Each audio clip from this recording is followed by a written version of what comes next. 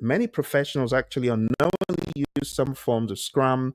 It's a structured way to implement Agile in real world projects. So if you take a look at this, I'll start off right here in the middle. In the middle, we've got sprint, 1 to 4 weeks, realistically speaking.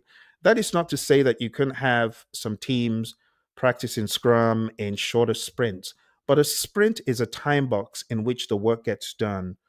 If you move to the left now, you can see the product backlog. The product backlog is a backlog of all the stuff that has to be done. Think of it as a list. And in that list, we've got, in economies of scale, massive tasks. We got small tasks or small requests. The thing about the product backlog, you hear people referring to these as requests.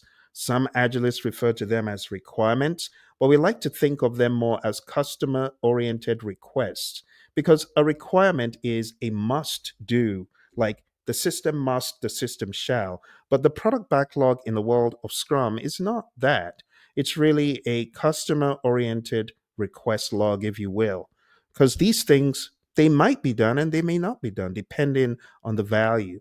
And that's why some of you, you've learned the Moscow technique to be able to sift through these and say, what is a must?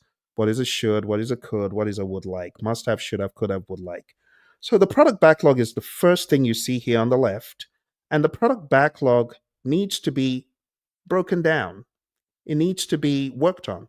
And we call this backlog refinement. So early on, before we get into any sprint, there should be an understanding of what exactly is in the backlog.